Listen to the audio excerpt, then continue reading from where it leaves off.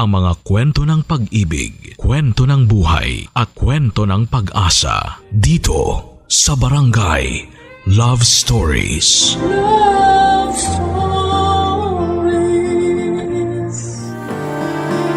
Ang pagmamahal ay hindi lang puro tuwa at saya.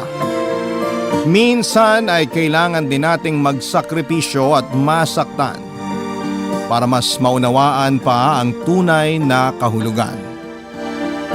Ikaw, kabarangay, ano ang kaya mong isakripisyo para sa ngalan ng pagmamahal?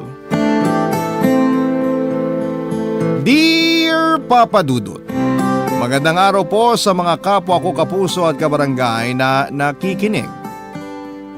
Ako nga pala si Christian o mas kilala bilang Ichan, 24 na taong gulang at panganay sa 5 magkakapatid. Kasalukuyan ako nagtatrabaho at nangungupahan dito sa Cainta, Rizal pero tubong Iloilo talaga ako. At kung paano ako nakarating sa lugar na ito ay yan po ang ikikwento ko ngayon sa inyo. Taong 2019 nangyari ang bahaging ito ng buhay ko. Malinaw pa rin sa alaala ko yung yugto ng buhay namin kung saan ay sobrang naging madamot sa amin ang kapalaran. Papadudot natigil ako sa kolehiyo dahil hindi na nga sapat ang perang kinikita ng mga magulang ko para tustusan ang pag-aaral ko. Dating nagtatrabaho ang tatay ko bilang maintenance sa factory ng isang sikat na soft drink brand sa amin sa Iloilo. Okay naman sana ang lahat kaso biglang natanggal si tatay sa trabaho niya. May kumpare kasi si tatay sa kalabang kumpanya. Ginamit yon ng management nila laban sa kanya. Mula noon ay nahirapan na siyang makahanap ng matinong trabaho. Naging pa-extra na lamang ang tatay ko, Papa Dudut. Ang nanay ko naman ay voluntary teacher sa isang non-government organization sa amin. Nagtuturo siya ng basic skills sa mga kabataan kagaya ng pagluluto, pagtatanim, pagsasayaw, arts at iba pa tuwing araw ng Sabado. Maliit lamang po ang sinasahod ng nanay ko sa pagiging volunteer teacher, Papa Dudut. Pero masaya naman daw siya sa trabaho niya dahil marami siyang mga natuturo ang bata. Bago kami naghirap ng husto ay isa sa mga ikinasasama ng loob ko ay yung kakulangan ng oras ng nanay ko sa amin ng mga kapatid ko. Oo nga't masaya siya na nakakapagturo ng mga bata pero kami mismong mga anak niya ay hindi niya gaanong napaglalaanan ng oras. Si nanay ang nagtanim sa isipan ko na pagdating sa pera, passion ang habulin at hindi pera. Okay naman sana yung mindset na yon, Papa Dudut. Pero sa totoo lang, yun din ang sinisisi ko kung bakit kami naghirap.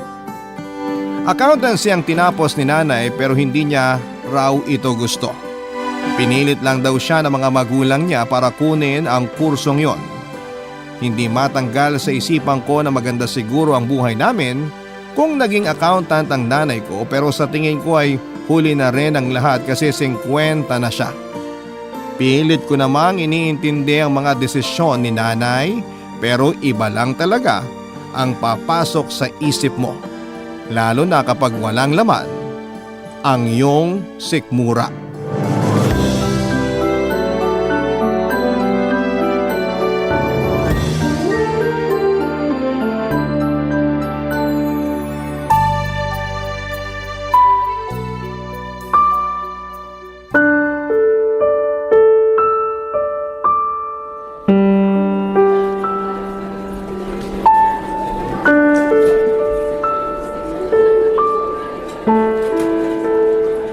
Nay, Ichan!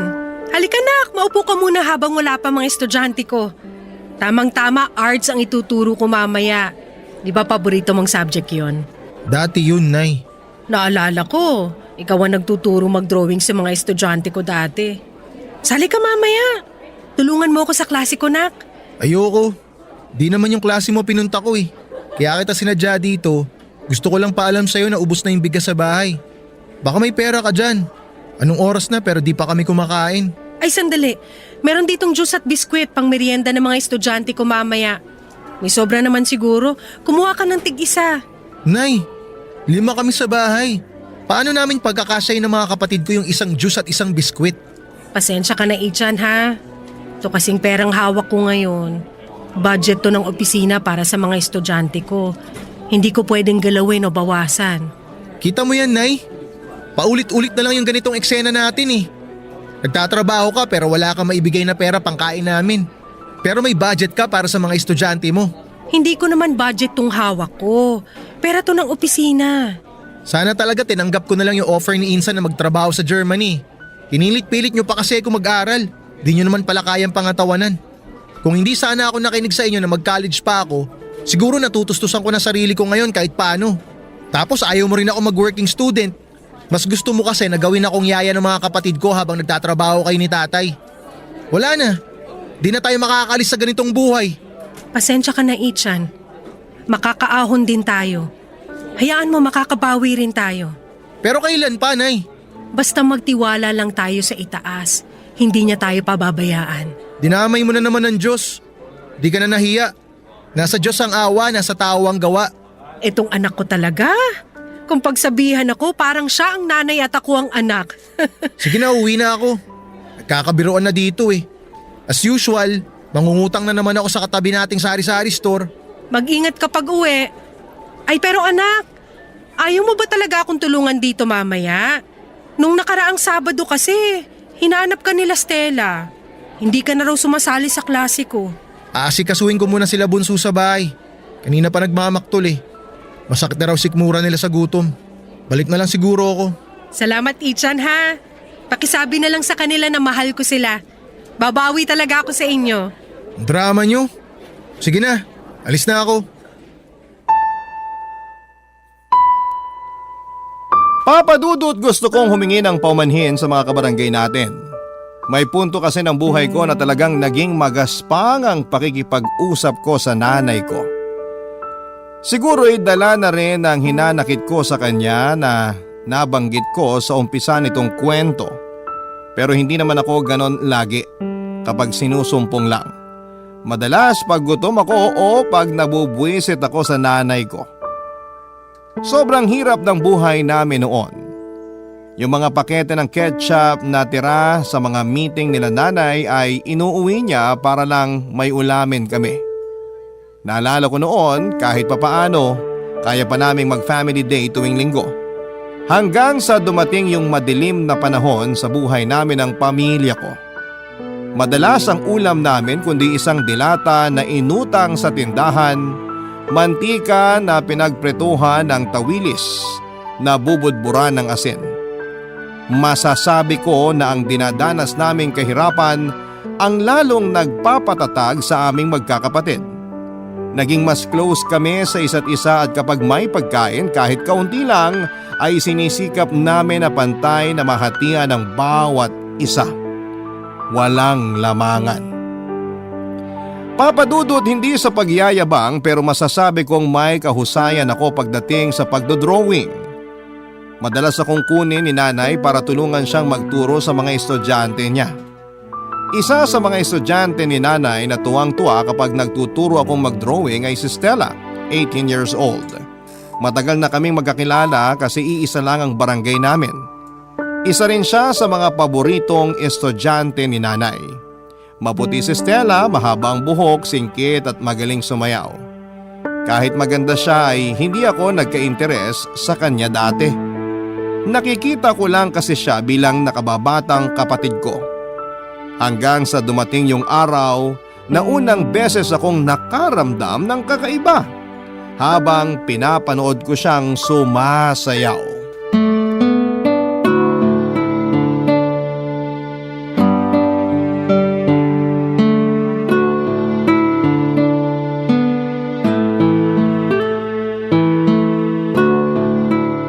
Buti na tsempuhan ko kayo ni Ichan dito sa hallway, Stella. Salamat ha. Eto nga pala bayad namin ng klase ko sa effort mo. Kunin mo na. Medyo maliit lang na halaga to. Pero dadagdagan ko sakaling manalo ang klase ko sa dance contest. Naku ma'am, wag na po. Masaya na po ako pag naituturo ko sa iba yung bagay na hilig kong gawin. Di ba Ichan, ganun din ang nararamdaman mo kapag nagtuturo kang mag-drawing? Ha? Oo. Nakakatuwa talaga pag naituturo mo sa iba yung mga nalalaman mo. Pero Stella, kung ako sa'yo, tatanggapin ko yung bayad. Naku, ayoko. Ikaw talaga puro kakalokohan. Ma'am Tina, anak niyo ba talaga to? Ewan ko ba dyan kay Ichan? O siya, maiwan ko muna kayo dito ha. May aasikasuhin lang ako sa faculty. Sige Nay, uuwi na rin ako maya-maya. Ingat kayo mamaya. Bye po, Ma'am Tina. Stella, ang galing mo palang sumayaw. Pati yung facial expression mo kapag sumasayaw ka, tugma sa indak ng katawan mo. Ganyan talaga kapag halos araw-araw mong ginagawa ang isang bagay. Hindi mo namamalayan, magaling ka na pala sa mata ng iba. Tsaka sa sayaw ko lang din na-express yung sarili ko eh. Teka lang, crush mo ko no? Oh, ikaw? Crush ko? Sira, saan ang galing yan? Ilang taon na rin kasi kitang kilala. Pero alam mo sa totoo lang, ngayon ka lang hindi naging bata sa paningin ko. Hala, crush nga! Uy, crush ako ni Ichan! Huy, hinaan mo lang boses mo, nakakahiya. Ayoko nga! Bakit ka mahihiya? Tayo lang naman ang nandito sa hallway. Sige kapag di ka tumigil halikan kita. Eh di gawin mo. Akala mo naman matatakot ako sa… Ichan, ano yun? Bakit parang nagulat ka? Akala ko ba hindi ka matatakot? Sinabihan kita pero ayaw mong tumigil eh. Nahalikan ka tuloy. Sus, mangbigla lang naman ang kaya mo eh. Kaya ninakawan mo ako ng halik kasi hindi ka talaga marunong. Hanggang smack ka lang. Ganito kasi ang humalik. Oh, anong feeling ng totoong halik? Uy, Ichan! Natulala ka na dyan. Masarap. Masarap ang alin? Yung halik mo. Masarap kang humalik. May ibig sabihin ba yung halik mo na yon, Stella? Para sa akin meron. Matagal na kitang gusto eh. Pero ikaw, kung paano mo i-interpret yung halik ko, nasa sayo na yon. Stella, may boyfriend ka na ba? Wala. Pwede bang maging tayo? Nahalikan ka lang ng masarap, gusto mo tayo na agad? Bilis naman nun. Naku, pasensya ka na. Hindi naman ako nagmamadali. Ang taas lang siguro ng emosyon ko ngayon. Hindi pa bumabalik sa normal. Grabe kasi yung halik mo eh. Para ako nasa alapaap. Nakaka-addict. Baka naman na-addict ka lang sa halik ko kaya gusto mo na maging tayo. Pa-experience nga ulit. Wow ah. Sa ating dalawa ikaw yata yung na-addict eh. Halikan mo na lang ako. Dami mo pang sinasabi eh.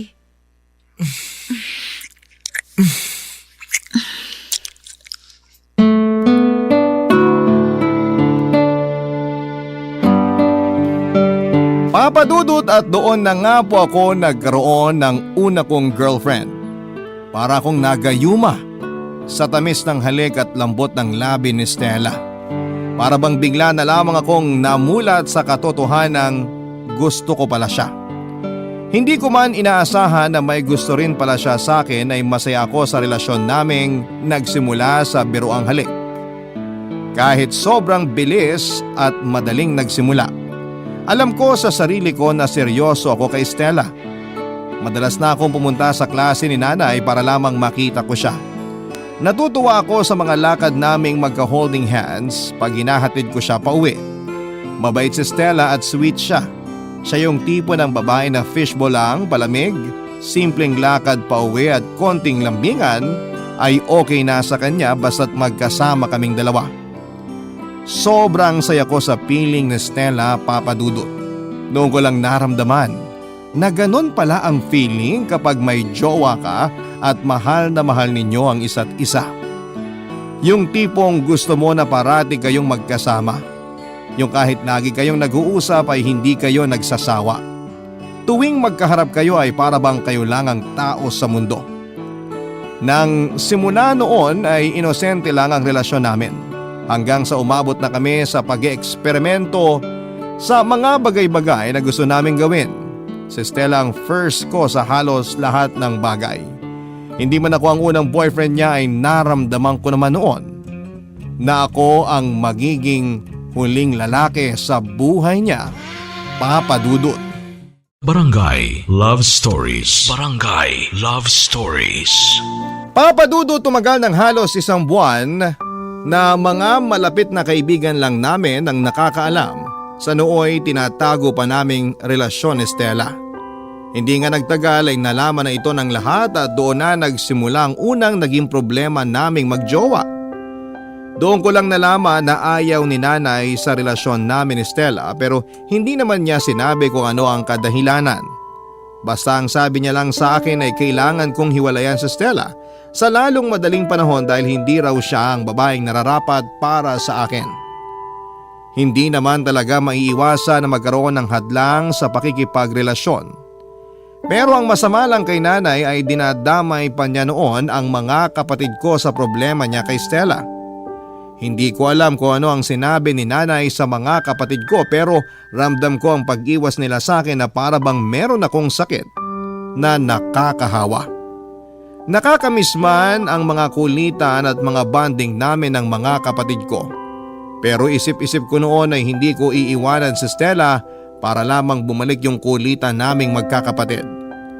Inisip ko na balang araw ay matatanggap din nila ang relasyon namin ni Stella at umaasa rin ako na babalik ang closeness nilang dalawa ni nanay. Pero nawalan ako ng pag-asa noong dumating yung mismong araw ng dance contest.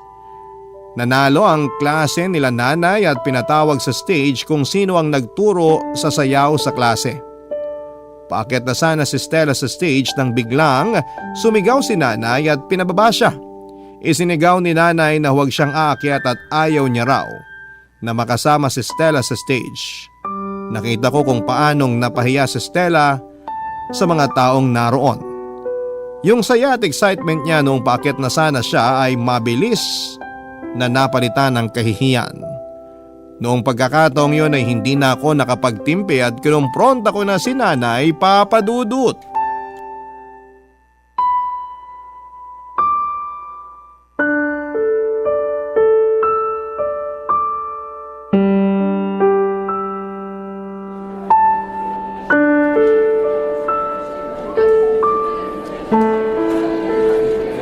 Tapatin mo nga ako, Nay. Ano bang problema mo sa akin? Ano bang pinagsasasabi mo? Wala akong problema sa'yo. Ichan, hayaan mo na lang yung nangyari. Wala naman sa akin na di ako nakasama sa kanila sa stage kanina eh. Nakita ko na nag-iba yung mukha mo nung nagsisigaw tong si Nanay Stella. Nung paakyat ka sa stage. Sobra kanyang pinahiya. Maliit na bagay lang yun.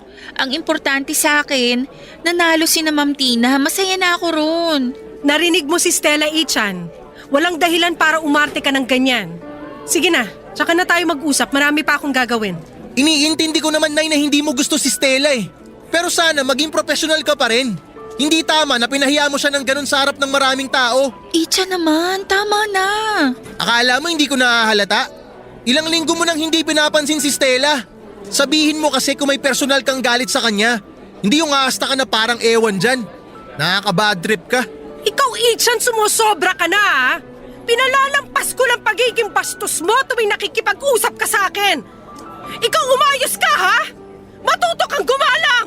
Tinatawag naman kitang nanay ah. Di pa ba paggalang yon? Wala kang respeto! Ikaw ang walang respeto. Yung ginawa mo kay Stella, kawalan ng respeto yon. Tapos gusto mo respetuhin kita? Gusto mo talagang malaman yung dahilan kung bakit hindi ako sang-ayon sa relasyon ninyo nitong babaeng to? Oh, pumasok ka rito! Dito tayo sa loob ng classroom mag-usap para matapos na to! Tara, Stella. Hindi siya kasama! Ikaw lang ang gusto ko makausap! Isasama ko siya. Kailangan marinig ni Stella mga sasabihin mo. Ichan, okay lang. Dito na lang ako sa labas. Hintayin ko kayong matapos mag-usap. Ano? Hindi, sasama ka Hindi na. Para mas makapag-usap kayo ng maayos ni Ma'am Tina. Ano na, Ichan? Marami pa akong gagawin! Ay, sige na nga. Sandali lang ako. Babalikan kita agad dito. Okay.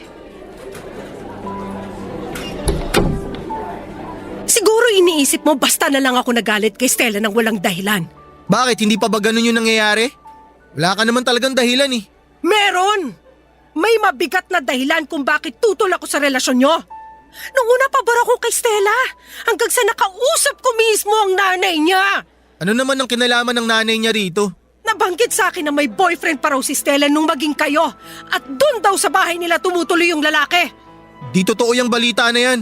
Dagdag pa ng nanay ni Stella na hindi pa naman naghihiwalay yung dalawa kaya hanggang ngayon, nandun pa rin yung lalaki sa bahay nila. May tiwala ako kay Stella. Hindi niya nasabi sa iyo yung tungkol sa ka-live-in niya, no? Basta, alam ko na hindi niya ako lolokohin. Tsaka ano naman ngayon kung meron siyang ka-live-in? Sigurado ako na hiwalay na sila bago pa naging kami. Di ka ba nakikinig? Sinabi nga ng nanay ni Stella na hindi pa hinihiwalayan ng anak niya yung lalaki. Kaya nasa bahay pa rin nila yung ka-live-in. Ang hirap sa'yo na eh.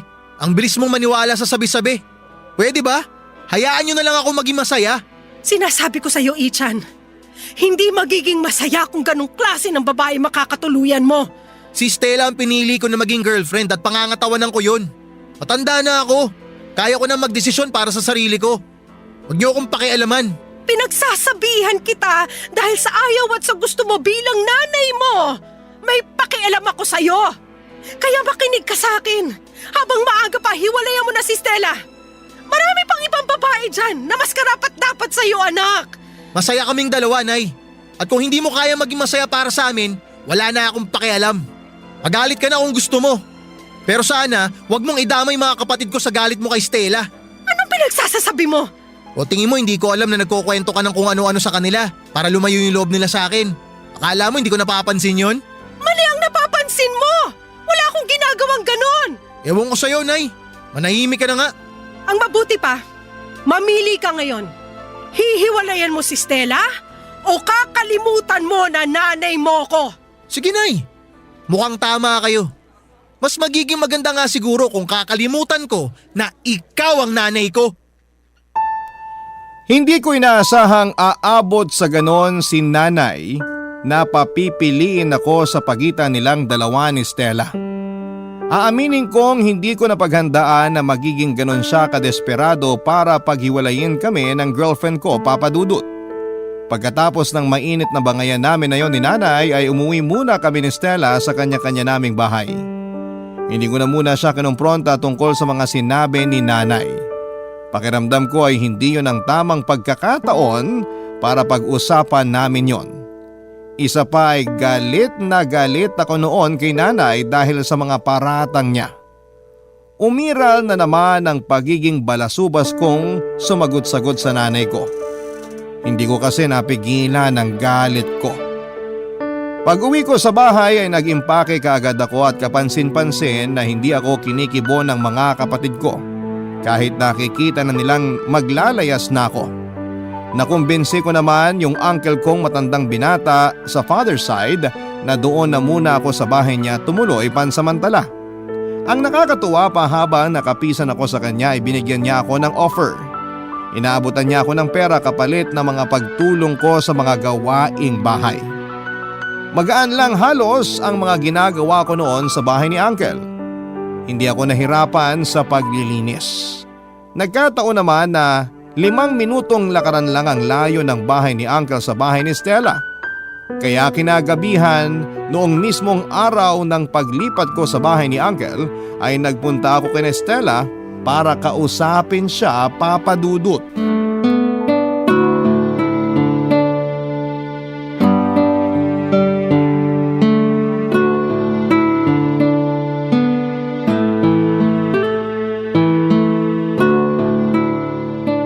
Stella, bale, tungkol dun sa pinag-usapan namin ni nanay kanina sa loob ng classroom. Ay, oo nga pala. Ano bang napag-usapan nyo? Paglabas mo kasi biglang gusto mo nang umuwi. Medyo naapektuhan kasi ako sa mga narinig ko kay nanay. Bakit? Ano bang mga sinabi niya? Totoo ba na may ka-live-in ka dito nung naging tayo? Saan naman narinig ni Ma'am Tina yung chismis na yan? Halika, labas muna tayo. Ikukwento ko ng buo sa'yo habang naglalakad. Tara. Sige.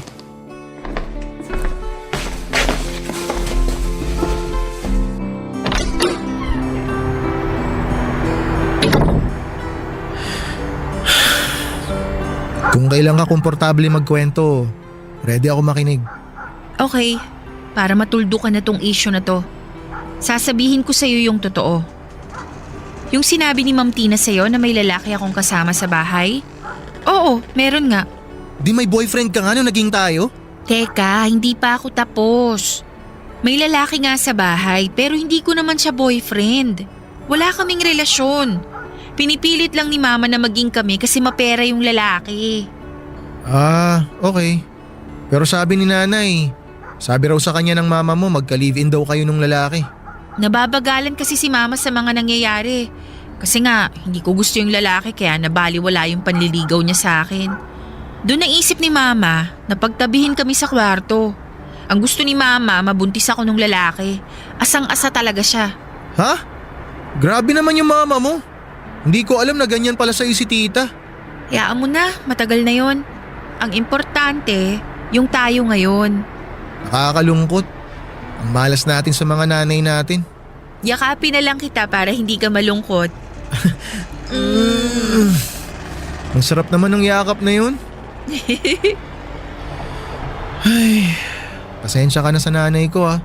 Ano ka ba? Walang kasalanan si Ma'am Tina. Pinoprotektahan ka lang ng nanay mo. Sa totoo lang, si Mama talaga ang may kagagawa nito. Nung nalaman niya kasing tayo na, kulang na lang magliyab siya sa galit. Gusto niya talaga tayong sirain. Mas gusto niya yung pangit na yun. Kasi nga mapera. Hayaan mo. Patunayan na lang natin sa kanila na hindi tayo nagkamaling piliin ng isa't isa. Tama. Ay, nga pala. Sabi ni Mama, nakausap niya raw si Ma'am Tina. Naglayas ka raw sa inyo? Ah, oo eh. Nung nag-usap kasi kami sa classroom, pinapili ako ni nanay. Hiwalayan daw kita o kalimutan ko na lang na nanay ko siya. Para wala nang gulo, lumayas na lang ako. Doon ako nakituloy sa uncle ko. Naalala mo yung naikwento ko sa'yo na matandang binata? Oo, naalala ko siya. At least hindi na siya mag-isa kasi nandun ka na. Oo nga, kahit paano may makakasama na siya pansamantala. Tinanong niya nga ako kung gusto ko magtrabaho sa pinapasukan niya eh. Naghahanap daw kasi sila ng mabilis mag-type sa computer para mag-encode ng documents nila. Pag nagkatrabaho ka ba, mawawalan ka na ng oras sa akin? Naku hindi, lagi pa rin ako magre-report sa'yo. Lagi rin tayo magde-date tuwing day off ko. Pwede rin naman napuntaan kita pagkatapos ng trabaho. Bahala na. Uy, huwag ka nang magtampo. Sige, hindi ko na lang tatanggapin yung offer ni uncle para lagi tayong magkasama. Talaga? Promise? Promise. Salamat ah. Medyo nagiging dependent na kasi ako sa'yo eh. Parang mababaliw ako kapag wala ka. Ako rin eh, dependent na ako sa'yo. Sana lahat mababaliw pag nawala ako, no? Si nanay kasi kaya mawala ako eh. Si Mama kasi eh. Pinag-initan tuloy ako ni Ma'am Tina. Dati sobrang paborito ako ng nanay mo. Umabot pa nga sa puntong gusto niya akong ampunin nung nagka-problema parents ko. Naalala ko yun. Pero hindi ako pumayag kasi ayoko magkaroon ng stepsister. Sus, stepsister ka dyan. Ang sabihin mo, crush mo ako dati pa. Kaya ayaw mong maging magkapatid tayo. Lo, hindi ah. Promise, kapatid lang talaga turing ko sa'yo dati. Sana kasi hindi mo ko tinitigan ng malagkit habang nagsasayaw ka nun. Para sana di nahulog loob ko sa'yo ng husto. Gusto mo ba? Sayawan kita habang nakatingin ako sa'yo? Akong naging balita sa mga kaganapan sa bahay namin. Hindi ko alam kung kumusta na nga ba ang pamilya ko. Hindi ko alam kung maayos ba sila at nakakakain ba sila ng tamang oras. Hindi ko rin masabi kung nami-miss ba nila ako gaya ng pagka-miss ko sa kanila. Gustong gusto ko silang i-chat pero pride ko nang pumipigil sa akin na gawin ang mga bagay na yon. Dahil ayaw kong maghiwalay kami ni Stella. Barangay Love Stories. Barangay Love Stories. Ilang linggo na akong nakikituloy noon sa bahay ni Uncle na matandang binata, Papa Dudut. Ni hindi ito nagtanong ng rason kung bakit ako naroon. Akala ko tuloy ay tuloy-tuloy na gano'n na yon. Pero isang araw ay naintriga na siguro siya ng husto. Kaya hindi na niya napigilang tanungin ako. Tawang-tawa ang uncle ko matapos kong sabihin sa kanya lahat ng mga nangyayari at sagutin lahat ng mga tanong niya sa akin. Ang sabi ni Uncle ay wala raw siyang maipapayo para masolusyonan ang mga pinagdadaanan ko ng panahon na yon. Lalo na pagdating sa mga naikwento ko sa kanya tungkol kay Stella. Hindi raw kasi siya nakaranas na mahalin ng isang babae. Isa lang daw ang alam niya at yon ay ang sinasabing a mother knows best. Sigurado raw siya na alam ni nanay ang ginagawa nito. At meron itong magandang rason para maging ganon ang tingin niya sa relasyon namin ni Stella. Maganda ang kwentuhan namin ni Uncle noong mga oras na yon. Ang mas nagpaganda pa sa araw na yon ay binigyan ako ni Uncle ng pera na pang-allowance. Pasasalamat niya raw sa pagbabantay ko sa bahay tuwing wala siya. Ang hindi niya alam ay tuwing may pagkakataon ako ay ginagawa naming pwestuhan ni Stella yung bahay niya. Hindi ko iniintindi lahat ng mga sinasabi sa akin ni Uncle tungkol sa pagmamahal sa akin ng nanay ko. Sayang lang ang oras ko kung sakali. Sigurado kasi ako na ayaw lang talaga ni nanay na maging masaya ako kay Stella. Masaya akong nakikituloy sa bahay ng uncle ko at libre na lahat, may allowance pa ako. Yung mga sitwasyong umaayon kung paano ko pinaplano. Wala na akong mahihiling pa ng mga panahon na yon. Hindi ko naman nakalain na totoo pala yung sabi-sabi, Papa Dudut, na kapag masyado ka raw masaya, hintayin mo lang, hindi magtatagal ay malulungkot ka na.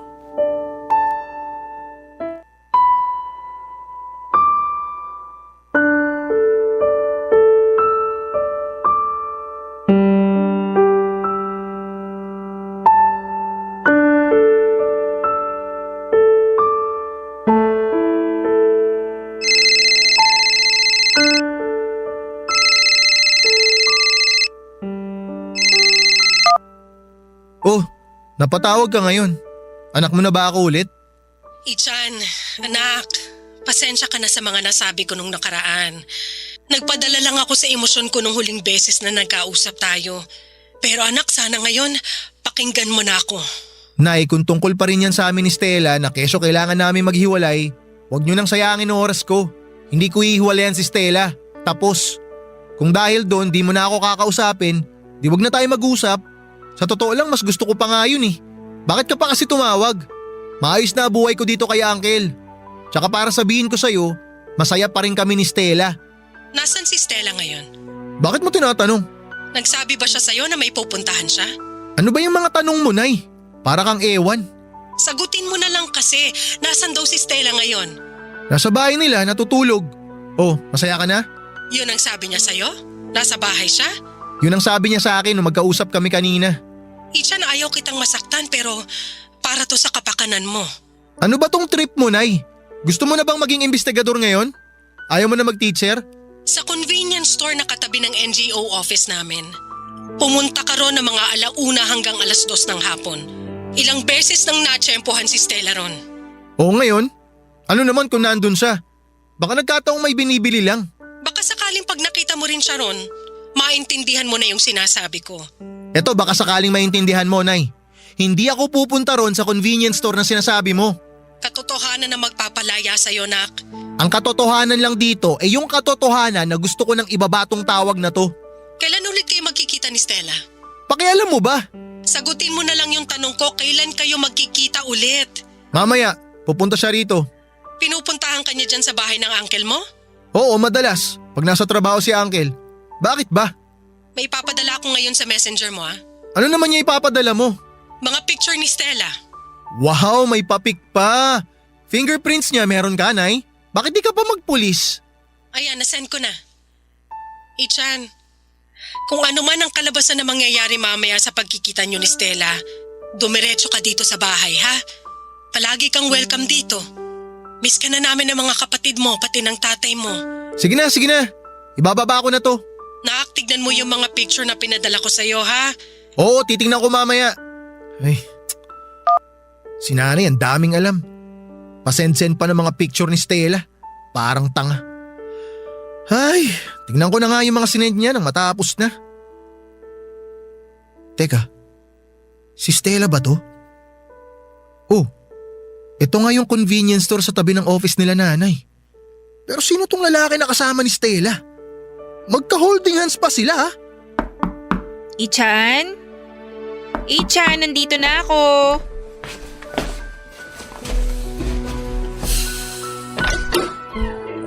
Pasok ka. Salamat. Ano, nasa trabaho uncle mo? Oo. Excited na ako. Nakaligo ka na ba? Lika na para makarami. Tamang-tama. Marami rin akong gustong itanong sa'yo ngayon. Ha? Anong ibig mong sabihin? Eto, tingnan mo. Ano yan? Tingnan mo ng maigi. Imposibleng di mo mamukaan yan. Patingin nga. Oh, tingnan mo lang. Huwag mo hawakan phone ko. Mamaya bigla mong ibato eh. Ano Stella? Ang saya mo dyan habang magka-holding hands kayo. Kanino galing yung mga picture na yan? Kay nanay. Fairness sa nanay mo ah. Malinaw kumuha ng pictures, di pasmado. Huwag ka na maraming sinasabi. Ngayon, sagutin mo tanong ko. Sino tong lalaking to? Si Han, Anong Han? Sino tong lalaking to? boyfriend ko. Niloloko mo ba ako? Ayoko sanang malaman mo. Pero nandito na tayo eh. Pero ako boyfriend mo ah. Din. Boyfriend din. Pinagsabay mo kami? Oo. Natuwa kasi ako sa'yo. Open naman kami ni Han sa mga kaharutan kaya alam niya ang tungkol sa atin. Ano? Hindi ko maintindihan. Open ang relationship namin. Kaya sa mga pagkakataong bored kami sa isa't isa, nag-e-entertain kami ng jojowaing iba. Anong kalokohan yan? Icha, naaminin ko sa'yo. Hindi kita siniseryoso at lalong hindi kita minahal. Gusto ko lang yung mga ginagawa natin kasi may thrill. Pumapayag ka sa lahat ng mga gusto ko. Pero hanggang dun lang yon. Kasi kahit na anong gawin mo, hinding-hindi ko siya iiwan para sa'yo. Papadudod pagkatapos sabihin ni Stella sa akin yung mga sinabi niya. Pinilit kong hindi indahin hanggang makaalis siya. Pinakita ko sa kanya na kahit medyo naguluhan ako noong una ay naiintindihan ko naman yung punot dulo. Ginusto lamang niya ng pampalipas oras at nagkataong ako yung napili niya na gawing intermission number niya. Pagkalis ni Stella sa bahay ni Uncle ay napansin ko na hindi ako mapalagay. Posible siguro kasi dahil hindi ko alam kung paano ko ba ilalabas yung halo-halong emosyon na nararamdaman ko ng mga oras na yon. Balisang-balisa ako at hindi ako mapakali.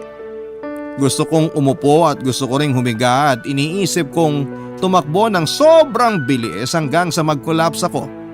Iniisip kong umakyat sa bubong tapos ay tatalon ako na ang una ay ulo. Gusto ko na magpasagasa basta ang dami kong naiisip. Pero wala naman akong ginawa sa mga naiisip ko na yon. Hindi rin ako maiyak. Siguro'y sobrang pinigil ko yung mga luha ko na tumulo noong kaharap ko pa si Stella. Kaya nung mismong oras na gusto ko nang bumuhos ay ayaw nang tumulo na mga luha ko. Sa kalagitnaan ng pagiging balisa ay naalala ko yung sinabi ni nanay noong tawagan niya ako sa telepono.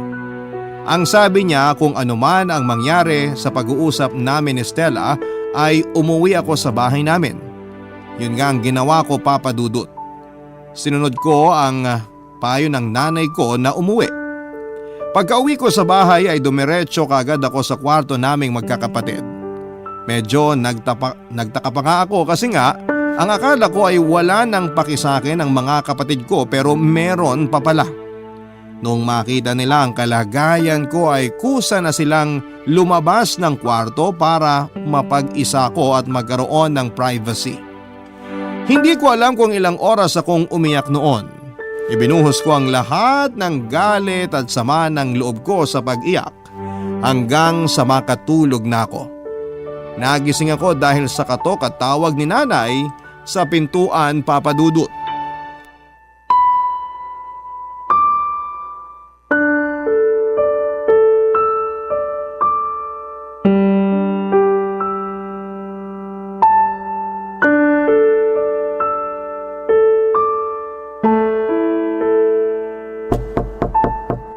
Ichan,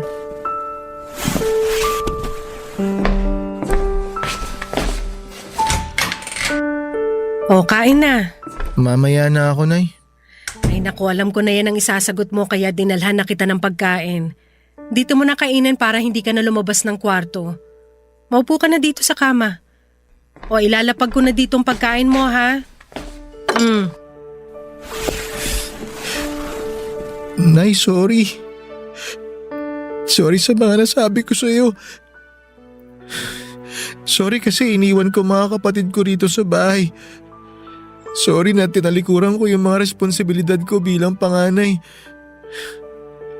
Tinalikuran ko lahat yun dahil lang sa isang babae. Sorry sa lahat, Nay. Okay lang yan, nak. Nabulag ka sa pagmamahal kaya mo nagawa yung mga bagay na yon. Pero mabuti ka namang anak at mabuti kang kuya sa mga kapatid mo. Sana maging leksyon din to sa'yo para kapag pumili ka ng mapapangasawa, kilalanin mo muna ng husto. Si nanay naman. Asawa agad.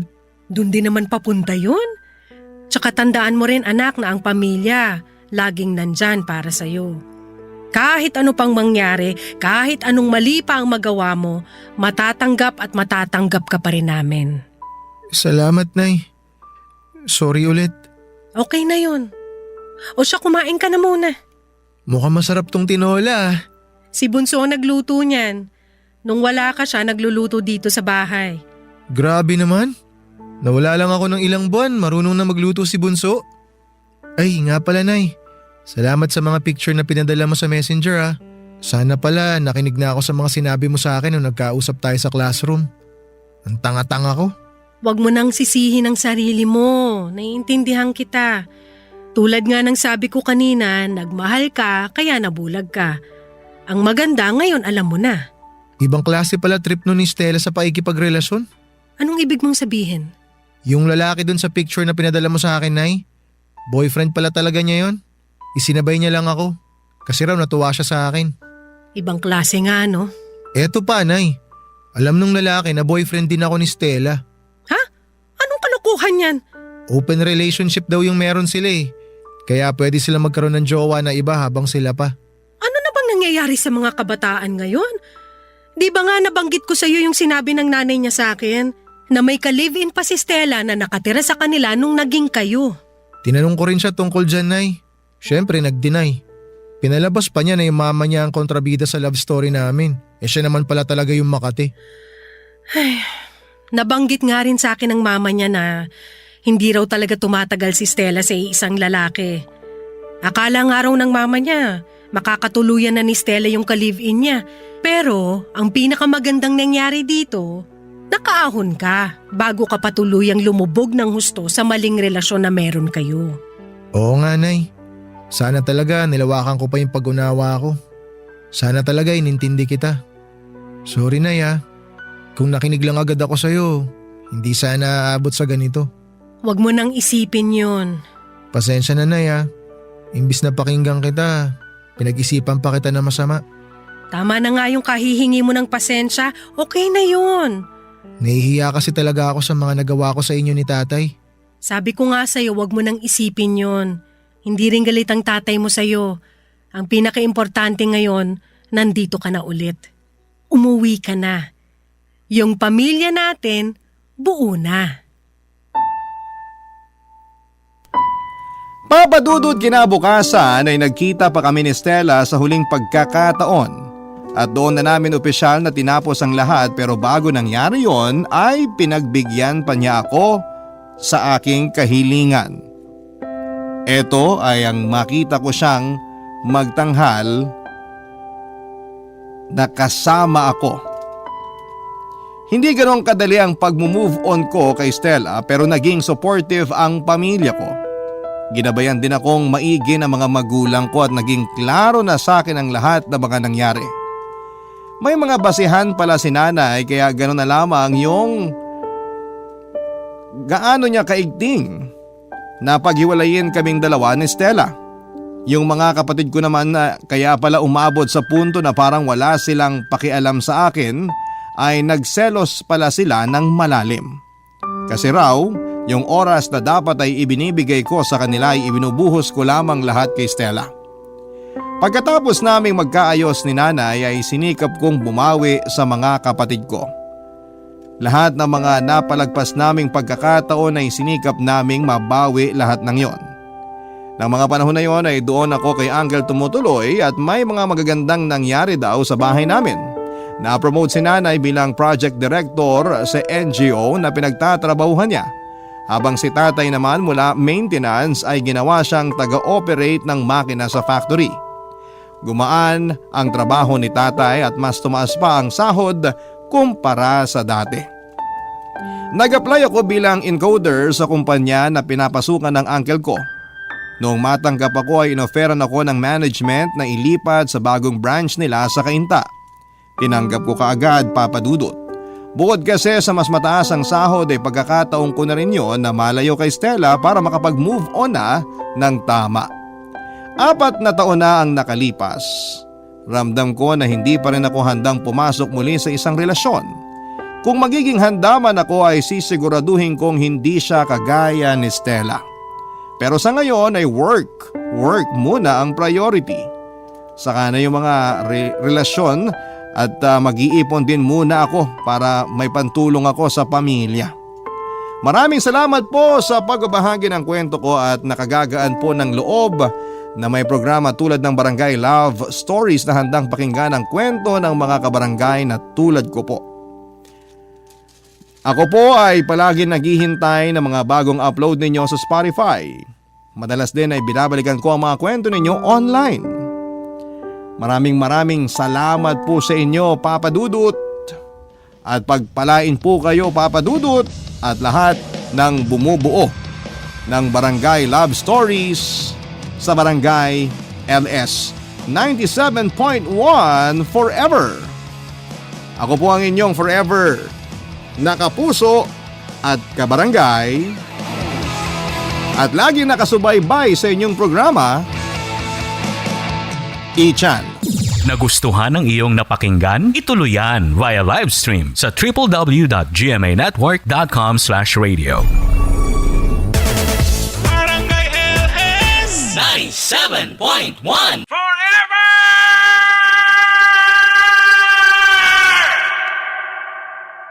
Ang mga kwento ng pag-ibig, kwento ng buhay at kwento ng pag-asa dito sa Barangay Love Stories. Love Stories. Importanteng katangian ang pagkakaroon ng konsiderasyon ng isang tao, lalo na sa mga sitwasyong hindi natin kontrolado. Malaking bagay yon dahil ramdam nating suportado tayo ng mga mahal natin sa buhay. Ikaw, kabarangay, meron ka bang konsiderasyon? Dear Papa Dudut, magandang araw po sa inyo at sa mga kabarangay nating panatiko ng Barangay Love Stories. Itago niyo na lamang po ako sa pangalang Noriela. 30 years old, taga Bulacan at nagtatrabaho bilang VA o Virtual Assistant. Nadiskubre ko ang programa ninyo nang minsan kong napanood sa social media ang isa sa mga trending video ni Papa Dudut. Simula noon ay na-curious na akong pakinggan ang programa ninyo at masasabi ko na nagustuhan ko talaga ito. At simula noon ay wala na akong pinalampas na episode maparadyo man o sa online. Pero katulad ng mga letter sender ninyo sa Barangay Love Stories ay sumulat din ako sa inyong istasyon upang ihingi ang payo sa sitwasyon na pinagdaraanan namin ng boyfriend at kinakasama kong si Gio. Kaunting background muna sa amin ha. Nagkakilala kami taong 2022 at nag-live-in pagkalipas ng 5 buwan naming magkarelasyon. Sa loob ng mga panahong yon hanggang nitong January 2025 ay masasabi kong masaya naman kami at kontento. Wala pa kaming anak na pareho naming ginusto kasi sinusulit pa namin ang buhay na kami pa lamang dalawa ang magkasama, Papa Dudut.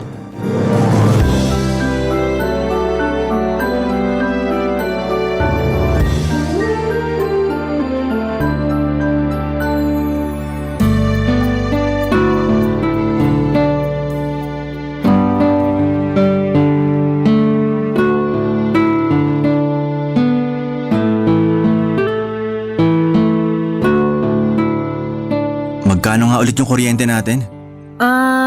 Nasa 2,500 siya. 2,500 divided by 2 equals 1,250. Tama? Oo, tama. Tapos yung water bill natin, 700. Ibig sabihin, tag 350 tayo. Oo, gano'n na nga. Sige, teka. Kunin ko lang sa wallet ko yung pera. O ayan, 2,000 yan kaya dapat may sukli pa akong 400 pesos kasi 1,600 lahat. Kaso wala pa akong barya. Nako, paano yan? May paggagamitan ako dun sa sukli. Wala ka bang 600 lang? Ibibigay ko ba sa iyo yung 2,000 ko kung meron? Nagtatanong lang naman. Sinasagot lang din naman kita. Huwag mo sanang masamain. Hindi ko naman minamasama. Buti pa bibili na lang ako dyan sa convenience store sa malapit para mapalitan tong 1,000 mo. Ano naman bibilhin mo dun? Kahit ano lang. Hindi ba pwedeng magpapalit ka na lang tapos huwag ka nang bumili? Pwede naman siguro pero nakakahiya yun eh. Bakit ka naman mahihiya? Tindahan naman sila. Ibig sabihin meron silang barya. Kung gusto kong magpapalit, dapat siguro sa bangko pero ewan ko lang kung pwede yun. Lalo 1,000 lang naman ang kailangan kong baryahan. Tapos isang sakay pa yung pinakamalapit na bangko rito sa atin. Kaya dyan na lang ako sa convenience store dyan sa baba para malapit. Mapapagastos ka lang. Ang mahal pa naman ng mga paninda dyan sa convenience store na yan. Di nga ako bumibili dyan ng mga pwede ko naman bilhin sa sari-sari store.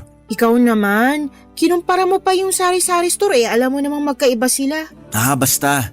Hindi mo ako mapipilit na bumili dyan. Kasi ang mahal. Pareho lang naman ang tinda nila sa mga sari-sari store. Para sa akin, puro pasosyal lang mga bumibili dyan.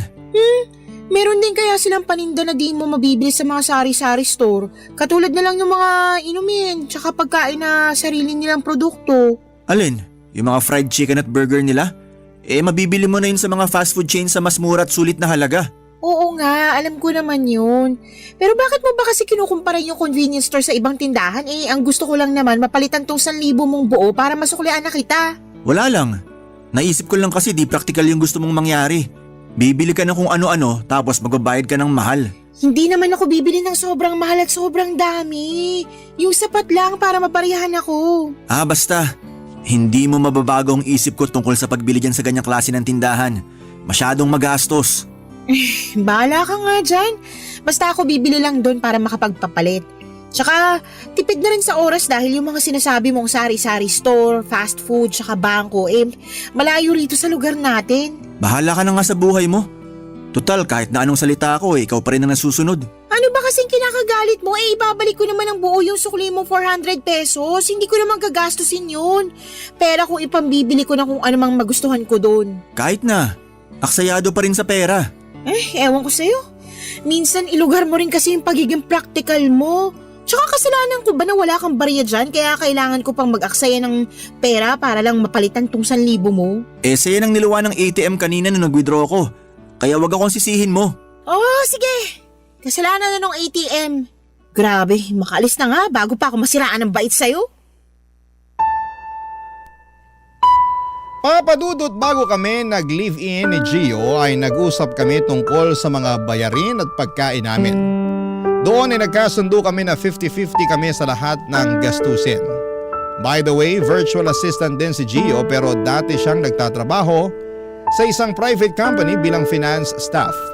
Tapos ay naimpluwensyahan ko siyang pasukin ang trabaho ko na nagustuhan naman niya lalo na at mas malaki pa sa dati niyang sweldo ang kinikita niya sa ngayon. Pero kahit na lumaki ang kinikita ni Gio ay hindi pa rin nagbago ang pamumuhay niya.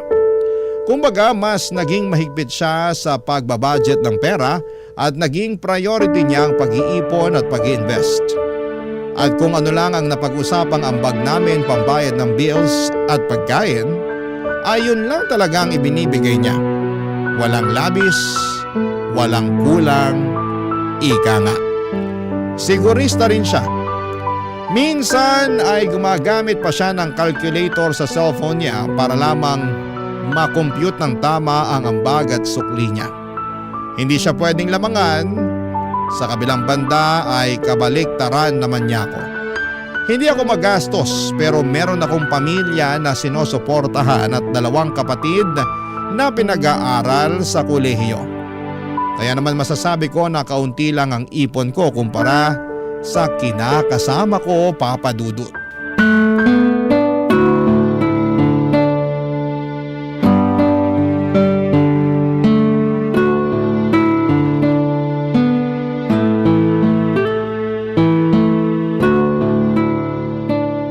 Yun nga, binili sa akin ng Jowa Bells ko tong bracelet na to. Silver to ha, tunay kaya hindi makati sa balat. Ah, wow! Ang ganda naman! Maganda talaga yan, saka may earrings din siyang binili sa akin. Set yan, may necklace rin kaso hindi ko na muna sinuot. Ha? Bakit? Sayang naman. Sa sunod ko na yun susuot, medyo nagmamadali na kasi ako kanina dahil late na ako sa usapan natin.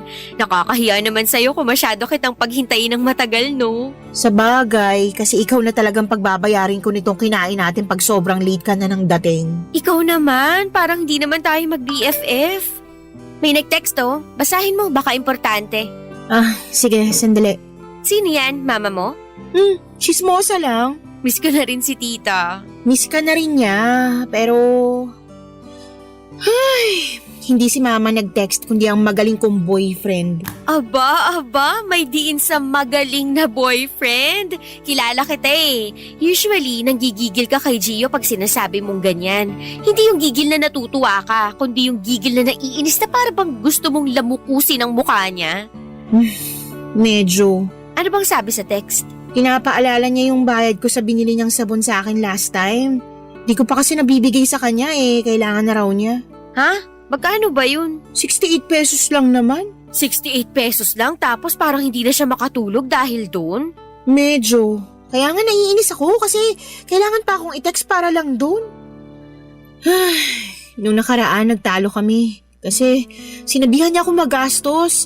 Kasi gusto kong bumili sa convenience store para lang mabarayahan yung 1,000 niya. Eh, may sukli kasi siyang 400 pesos. Dahil saktong 2,000 papel yung binigay niyang paambag sa kuryente tsaka tubig namin. Atat kunin yung sukli kasi may paggagamitan daw siya. Nagkataon pa namang may period ako noon. Ay, sister, kahit na wala akong period, pero kung ako nasa posisyon mo, eh maiinis din talaga. Baka nga siya papaghanapin ko ng papalit para sakto yung maibayad niya. Ay nako, alam mo, may pagkaano rin yung boyfriend mo eh.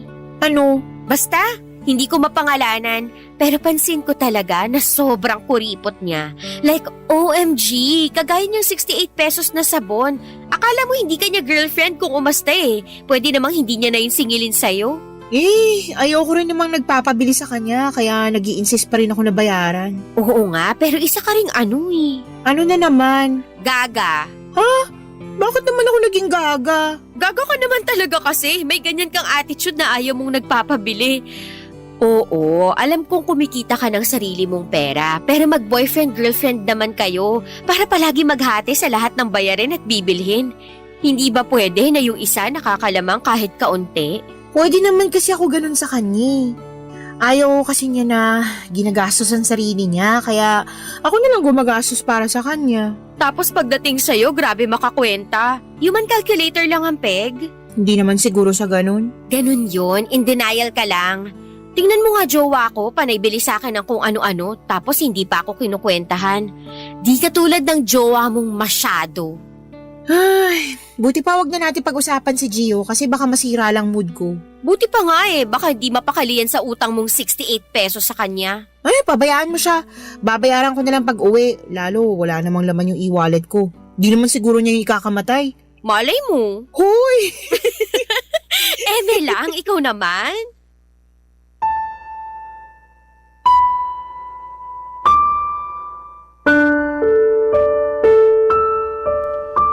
Papa Dudut High School best friend kami ni Sandy at siya lang talaga ang kaibigan ko na masasabi kong nakakausap ko pa rin hanggang ngayon. Nasa isang lugar lang din naman kami at madalas pang magkumustahan sa chat. Marami naman kami sa circle of friends namin noong high school pero ilan sa mga kabarkada namin ay busy na sa sarili nilang buhay. Pero kapag may pagkakataon ay nagkikita naman kami to catch up. Tungkol naman doon sa sinabi ni Sandy na kuripot daw si Gio, sa totoo lang ay hindi yon ang unang beses na tinawag niyang ganon ang kinakasama ko. Nung una ko ngang narinig yon na lumabas sa bibig niya ay kulang na lamang ay magpanting ang mga tenga ko. Siyempre ayaw ko nang sinasabihan ng negatibo si Gio dahil boyfriend ko yung tao. Pero dahil kilala ko ring prangka si Sandy at naniniwala akong wala naman siyang masamang intensyon, kaya niya nasabi yon, ay napag-isip-isip ko nga na baka in denial lang talaga ako. At meron ngang katangian si Gio na nakita ni Sandy na hindi ko pa nare-realize ng mga panahong yon. Papa Dudut. Barangay Love Stories. Barangay Love Stories. Papa Dudut, noong nagkakilala kami ni Gio ay masasabi ko na siya talaga ang pinakasimpleng tao sa lahat ng pinakasimple sa buong mundo. Alam ko na medyo OA naman yon, pero siya kasi yung tao na kung hindi pa talaga nasisira ang gamit niya ay hindi pa rin bibili ng bago. Nangihinayang daw kasi siya lalo at pwede naman niyang tiyagain at pakinabangan pa. Naalala ko nga noon na sobrang pudpod na talaga ng tsinelas niya. Yung bang tipong natutusok na ang mga paa nito sa bato kapag suot yon. Pero dahil hindi pa naman pigtas at butas ay ayaw niya talagang i-let go. May isa pang insidente na lumang-luma na ang wallet niya at butas-butas na rin yon. Pero dahil pamana raw sa kanya yon ang tatay niya ay ayaw niyang palitan. Kaya lang nang dahil sa wallet na yon ay nawala ang isa niyang mahalagang ID dahil nahulog na lang nang hindi niya namamalayan noong minsang kinuha niya ang nasabing wallet sa kanyang bulsa. Kaya nga para mapalitan na niya yon ay binilhan ko na lamang siya ng bagong wallet. Pero imbes na magpasalamat sa akin ay naggalit pa siya dahil gumastos pa raw ako ng pera. Dapat tinabi at inipon ko na lang daw ang pinambili noon, Papa Dudut.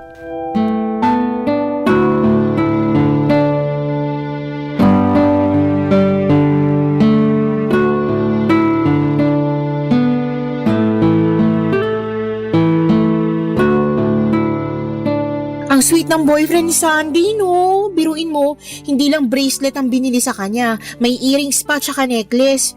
Grabe, nakakatuwa naman. Anong nakakatuwa doon? Gastos lang yun. Ha?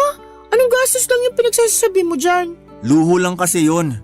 Nakwento mo mahilig siya sa ganun kahit na wala pa siyang boyfriend. Kaya para sa akin, nag-aksaya lang ng pera yung boyfriend niya nung bumili siya ng mga ganong bagay. Sobra naman yung gastos para naman kay Sandy yun. Baka nakakalimutan mong boyfriend niya yung tao. Tsaka, kahit na maraming alahas si Sandy, alam ko na appreciate niya ng gusto yung regalo ng boyfriend niya. Kung inipon at ininvest na lang sana ng boyfriend niya yung pera na pinamili dun sa alahas, at least darating ang panahon na pwede pa yun lumaki. Gets ko naman yung point mo at gustong mangyari, pero ako ba nagigets mo? Sa tingin ko kasi hindi Lahat na lang para sa'yo gastos. No wonder hindi mo ko mabilhan ng kahit man lang bulaklak na plastic tuwing may okasyon kasi para sa'yo gastos lang yun. Bakit naman napunta sa atin ang usapan? Wala lang, naisip ko lang. Ayusin mo nga yung pag-iisip mo. Kung ano-ano na lang pumapasok sa utak mo na walang kakwenta-kwentang bagay. Sinisi mo pa ako na di kita mabilhan ng bulaklak. Akala ko ba hindi ka mahilig dun kasi nabubulok lang din naman. Sabi mo pa nga hindi yun praktikal. Oo nga, pero nagbago ng isip ko. Gusto ko na ng bulaklak. Sa lagay, bawal na magbago ang isip. Hindi naman sa bawal, pero sana maisip mo na luho lang yun.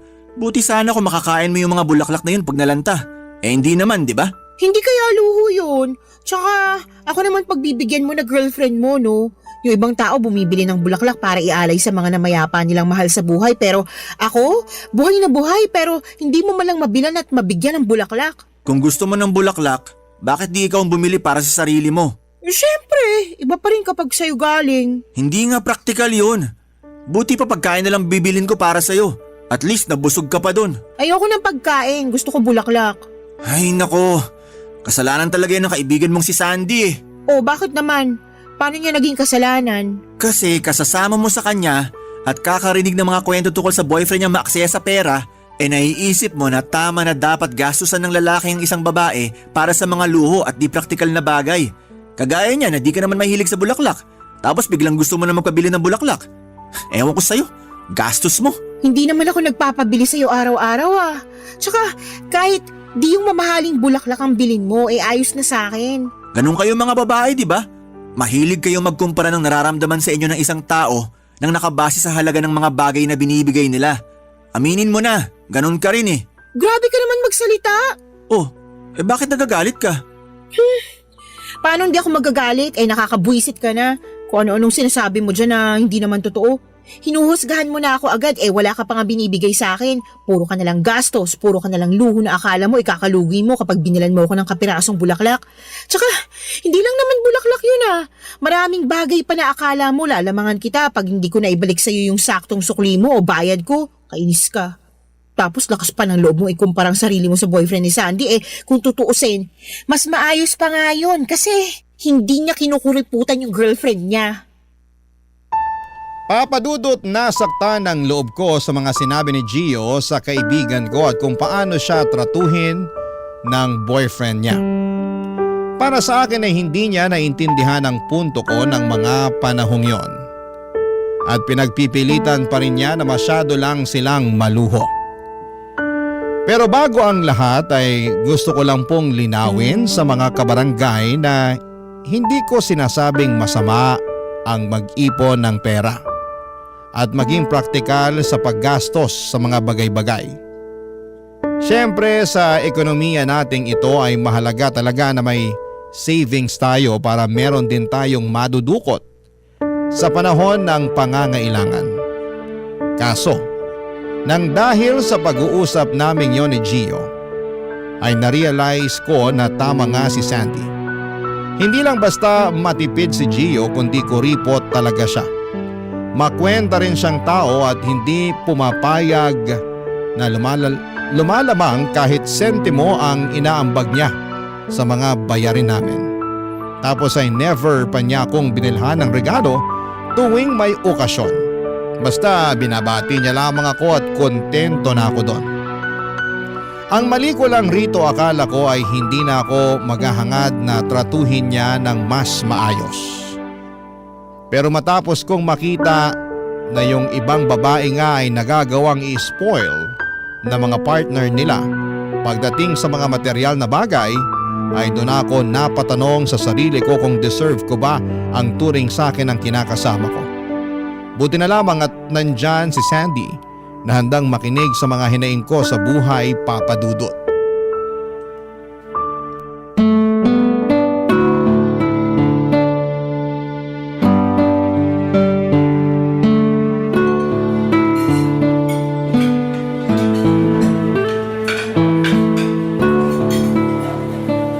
Sobra naman sa masyadong makwenta. Kung ako ikaw, hindi ko matatagalan yung ugali ng Gio na yan.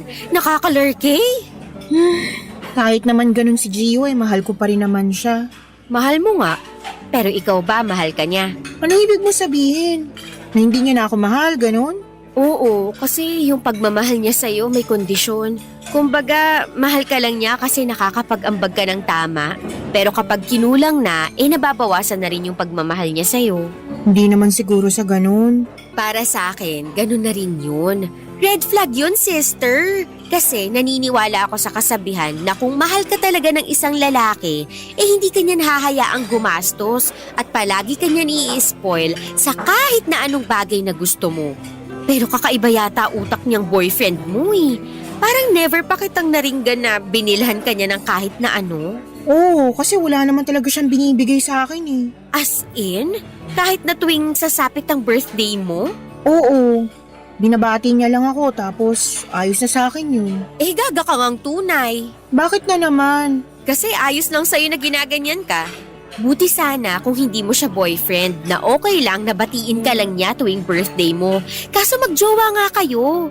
Ikaw nga grabe mag-effort pag birthday niya Noon yun, nung hindi pa kami nag-away ng malala kasi masyado raw akong magastos tuwing birthday niya Isang araw lang naman yun at lilipas din daw. Ay, ewan ko sa kanya. Masyado siyang eme. Hindi ko maintindihan takbo ng utak. Papaalala ko lang sa'yo na magkaibang matipid at praktikal sa kuripot at maramot. Tingin ko, hindi na lang kuripot yung boyfriend mo. Maramot din yan.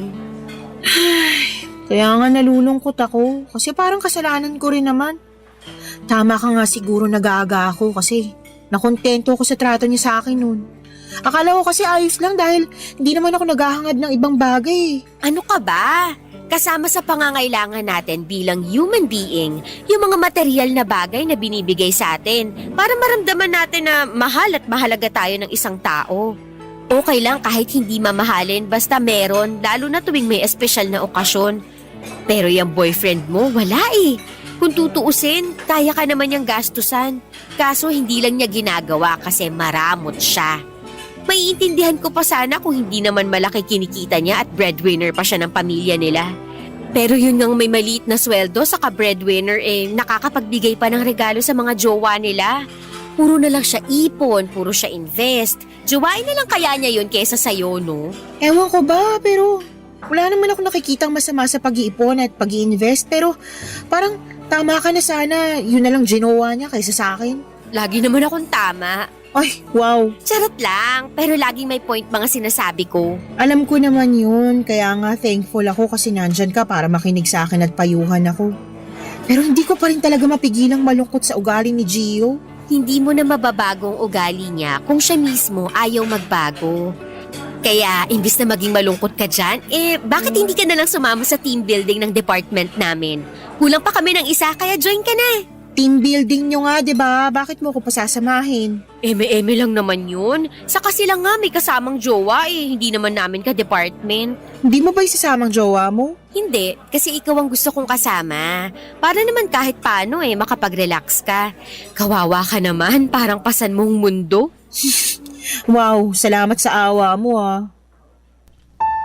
Papadudot, sa loob ng ilang taon naming magkasintahan ni Gio ay mabibilang sa mga daliri ko sa kamay kung ilang beses pa lamang kaming nag-out of town.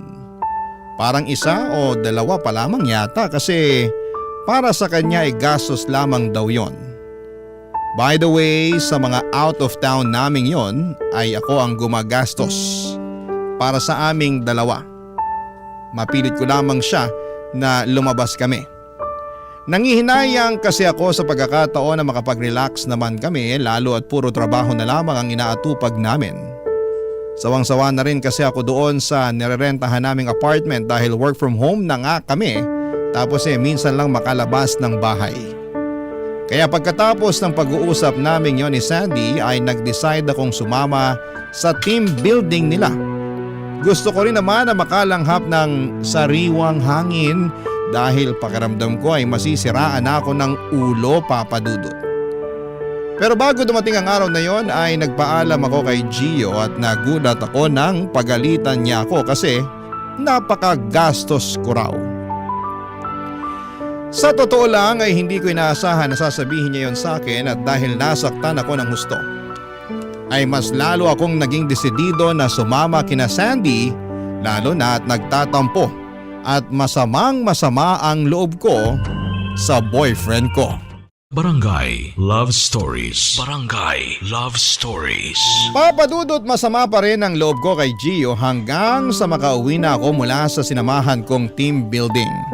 Pero aminin kong na-relax ako ng husto lalo at beach trip yon. Kaya lang ay bumalik ulit yung pagkainis ko kay Gio lalo na at lumipas na lamang ang 2 araw ay hindi pa rin niya ako kinikibo.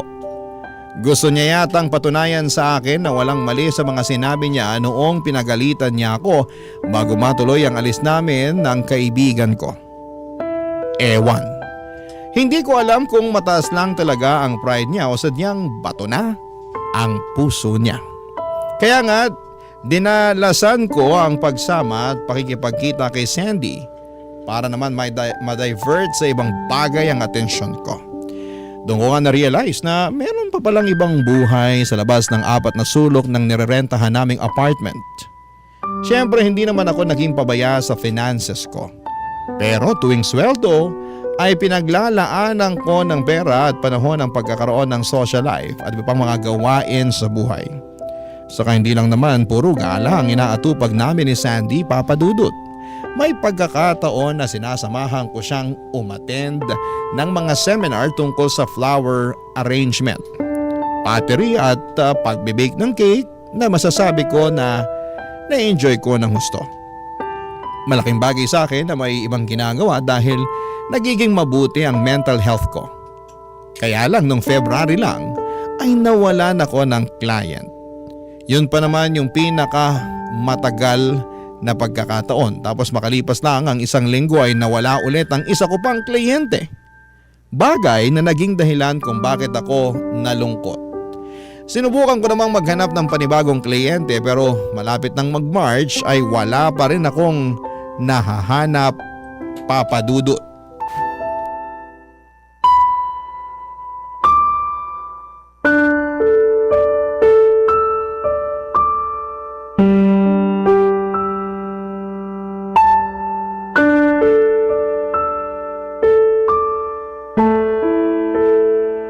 Nakakainis naman. Hanggang ngayon wala pa rin ako nakukuha ang kliyente. Paano na to? Tiyagain mo lang, makakakuha ka rin. Sinatsaga ko naman pero nakaka-frustrate pa rin eh. Tapos nagsabay-sabay pa yung mga gastusin. Maiba tayo. Ano yun? Speaking of mga gastusin, sa darating na mga bill natin sa March may mayaambag ka ba?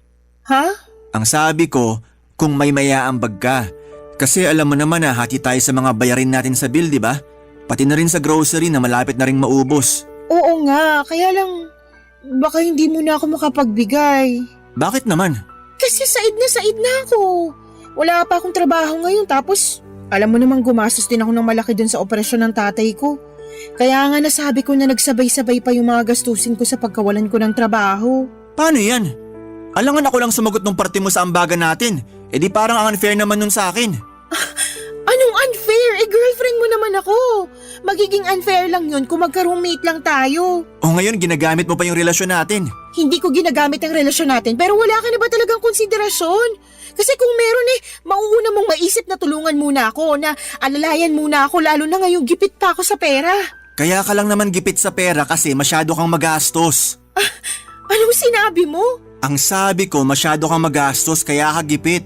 Sabihin mong hindi, bago ka mawalan ng mga kliyente, panaisama ka dun sa kaibigan mong isa ring magastos. Puro kayo gala, puro kayo kain sa labas, puro kayo gastos. O ngayon, anong nangyari? Nganga ka na lang dyan kasi wala ka na mahuhugot sa oras ng pangangailangan. Tapos isasangkalan mo pa ako para sagutin ang mga bayarin at pagkain natin kasi said na said ka na dyan.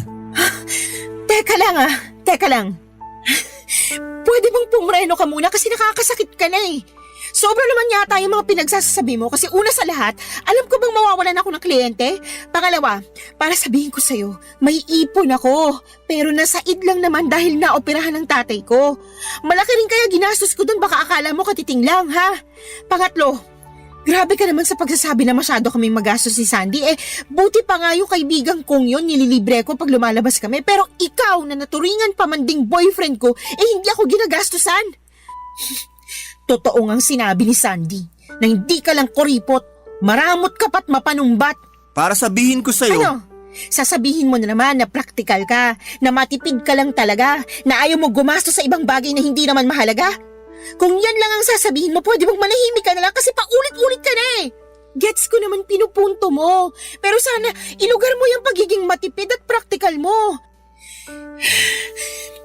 Akala mo ba madali sa akin na mawalan ng trabaho tapos maririnig ko pa sa'yo na unfair ako kung hindi ako makakapagbigay ng ambag ko para lang sa mga bayarin at pagkain natin? Sobra ka na, Gio! Sobra ka na sa pagiging maramot mo! Ako pa talaga maramot at walang konsiderasyon dito? Totoo naman eh! Ngayon nakikita ko ng tunay mong kulay. Huwag kang mag-alala kasi mangungutang muna ako kay Sandy para hindi naman unfair sa'yo. Hiyang-hiya naman ako sa'yo.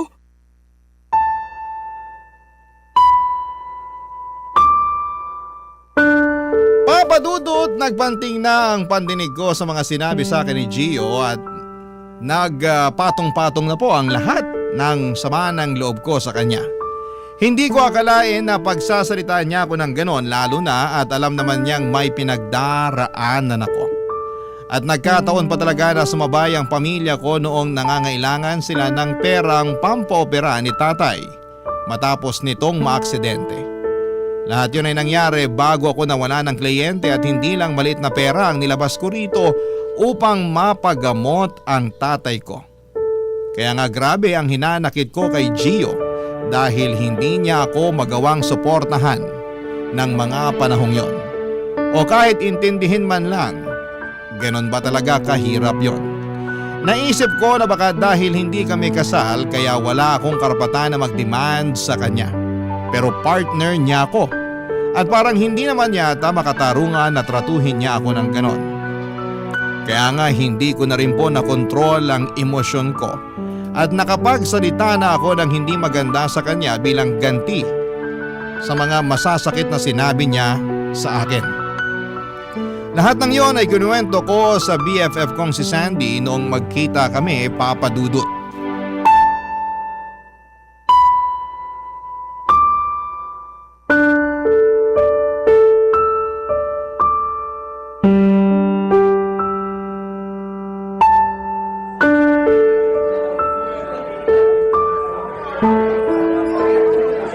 Grabe, nakaka-stress talaga yung jowa bells mo. Wala na sa hulog ang mga sinasabi. Oo nga eh. Imbis na suportahan ako, pinamukha pa sa akin na magastos daw ako kaya wala akong may ambag sa bills at pagkain namin. Sino ba kasi may sabi na 50-50 kayo dapat sa mga bayarin at pagkain? Siya! Pumayag na lang ako kasi may trabaho rin naman ako noon. Baliw pala siya eh. Parang hindi jowa trato niya sa'yo, parang roommate lang. Kasi kahit sinong matinong lalaki, hindi papayag na gumastos ng mas malaki sa pwede niyang i-provide ang girlfriend niya. Yung kakilala ko nga, pareho rin sila nagtatrabaho ng asawa niya. Pero ni sentimong butas, hindi siya naglalabas dahil sagot lahat ng mister niya. Naisip ko na baka dahil hindi pa kami mag-asawa kaya ganun lang niya ako tratuhin. Kasi, 'di ba, mag-asawa lang naman yung may karapatan sa pera at ari-arian ng bawat isa. Ay, hindi rin. Huwag mong bigyan ng katwiran ng pagiging maramot ng boyfriend mo. Saka ganyan na nga ugali niya ngayong di pa kayo kasal. What more na lang kung mag-asawa na kayo, di ba? Wala siyang provider's mindset. Ayaw niya lagi nang nalalamangan siya, kung tutuusin, utang na loob niya sa'yo kaya siya naging virtual assistant. Tinulungan mo siya, di ba? Oo, tsaka ako rin nagturo sa kanya ng mga basic na pwede niyang malaman at magamit sa trabaho namin. Yun naman pala eh. Kahit yun man lang, tanawin niyang malaking utang na loob. Kasi kung hindi dahil sa'yo, malamang pinagtsatsagaan pa rin niya yung sweldo niya sa dati niyang pinapasukan. Ayoko naman nung ganun. Anong ganun? Yung isipin niya na may utang na loob siya sa akin kasi tinulungan ko siyang maging VA. Tsaka yun lang naman ang ginawa ko eh. The rest, siya nang nagtrabaho para makakuha siya ng kliyente at maging magaling sa ginagawa niya. Kahit na, hindi pa rin tama ang trato niya sa'yo. Kaya nga ang mahiwagang tanong, bakit ka ba kasi nagsistay sa taong kuripot at maramot, sister? Kasi kung ako ang tatanungin mo, dapat matagal ka nang nakipaghiwalay sa kanya. Wala kang future sa ganyang klase ng tao, sa true lang. Paano ko gagawin yun? Mahal ko nga siya. Mas mahalin mo ang sarili mo dahil hindi ka mabubuhay sa pagmamahal mo na yan para sa kanya. Ngayon pa nga lang na may pinagdaraanan ka, hindi ka man lang niya masuportahan o makonsidera. Wala na talaga. Ang baba ng emotional intelligence, nakakaloka. Sa totoo lang, hindi ko na alam ang gagawin. Okay naman kasi si Gio hindi nang bubugbog. Hindi lang naman sa pambubugbog ang pang-aabuso. Kaya nga meron ding tinatawag na emotional abuse, verbal abuse at mental abuse. Hindi ka nga pinipisikal ni Gio, pero bugbog sarado naman mental health mo sa kanya, kaya wala rin. Kung ako sa'yo, hiwalayan mo na siya. Kaya mo naman sarili mo Saka nandito ako para back-upan ka. Ano pa't magkaibigan tayo para hindi kita tulungan, di ba? Salamat, Sandy. Malaking bagay na nandyan ka kasi kung wala siguro akong napagsasabihan ng mga problema ko, baka nasiraan na ako ng ulo. May boyfriend nga ako pero para namang tuod. Kaya nga sarap sampalin ng kaliwat kanan para lang makasigurado akong hindi pa siya manhid. Grabe, ang bayolente mo naman. Sa true lang, pero gagawin ko talaga yun. Tandaan mo na hindi mo deserve na tratuhin ng ganyan ng taong mahal mo.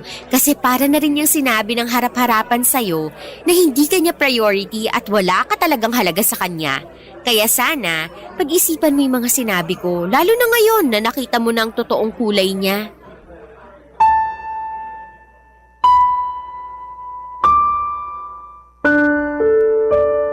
Papadudot malaking bagay sa akin ang payo at pakikinig ni Sandy upang hindi ko maramdaman na mag-isa lamang ako sa pagharap ko sa mga pagsubok sa buhay. At yung bagay na hindi nagawa sa akin ni Gio. Pagka-uwi ko noon sa apartment namin ay nag-sorry siya sa akin at sinabi niyang siya na raw ang sasagot sa mga paparating naming bayarin sa March. Pero alam ko at ramdam ko na napipilitan lamang siya. Kaya naman hindi ko mapigilang malungkot dahil mukhang wala na talagang pag-asa na magbago siya. Alam ko naman na makakabangon ako at mababawi ko ang perang nawala sa akin dahil masipag at masikap naman akong tao. Pero hindi ko lubos akalain na nang dahil sa pangyayaring ito ay nakita ko na ang tunay na kulay ng boyfriend ko. At kaya ako nalulungkot ng husto dahil siya pa naman ang lalaking gusto kong makasama hanggang sa pagtanda namin. Kaso parang alanganin ako. Kaya sana'y matulungan ako ng mga kabarangay natin kung ano nga ba ang pwede kong gawin kung sila ang nasa posisyon ko. Maraming salamat po Papa Dudut sakaling mapili po ninyong i-ere ang sulat ko. Malaking bagay yon sa akin. God bless and more power sa inyong programa na Barangay Love Stories. Number 1 kayo sa aking puso. Ang inyong forever, kapuso at kabarangay, Noriela. Barangay Love Stories. Barangay Love Stories. Nalilito pa rin sa life ang ating kabarangay. Ano kaya ang maipapayo mo sa kanya? Ibahagi mo yan sa ating comment section para mabasa rin niya. Barangay LS 97.1. 97.1.